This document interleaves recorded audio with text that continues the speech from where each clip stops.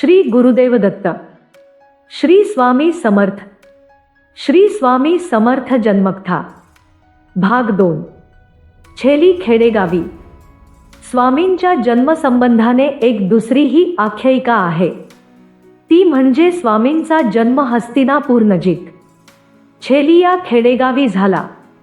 कारण स्वामींच्या आरतीतच तसा उल्लेख आहे. शिवाय स्वामींचे स्वामीसूत हरिभाऊ जे स्वामींचे निस्सीम भक्त होते, त्यांनी तसा एक अभंग लिहिला आहे. ते जेव्हा मुंबई येथे कांदेवाडीच्या मठात भजन म्हणत असत तेव्हा त्यांच्या भजनात याचा उल्लेख असे. अभंग.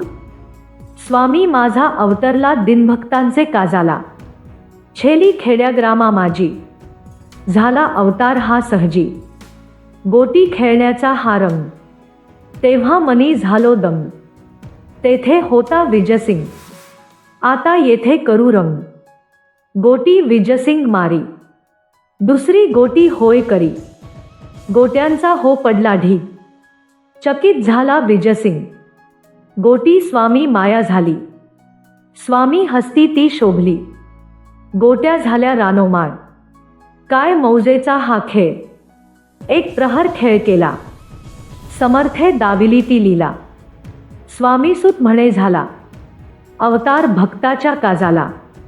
या अभंगावरून त्यांच्या जन्मसंबंधाने निश्चित जागा कुठली हे सांगणे कठीण आहे. त्यांच्या लीला अगम्य होत्या. मोठमोठे योगी, तपस्वी, सिद्धी स्वामींच्या दर्शनास येत होते. स्वामी हे दत्त अवतार होते, यात शंका नव्हती. अशा अनेक प्रचिती भक्तांना आल्या आहेत. आळंदीचे नरसिंह सरस्वती, यशवंतराव महाराज, देव मामलेदार असे अनेक साधू स्वामींना दत्त अवतारी मानत होते. स्वामींच्या वयासंबंधी खात्रीलायक माहिती उपलब्ध नाही.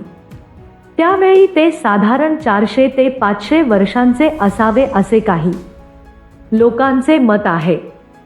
मात्र स्वामींच्या आरतीवरून ते छेली गावी प्रथम अवतरले असे लोक म्हणतात. तो दिवस चैत्र शुद्ध द्वितीय होता. श्री गुरुदेव दत्त. श्री स्वामी समर्थ.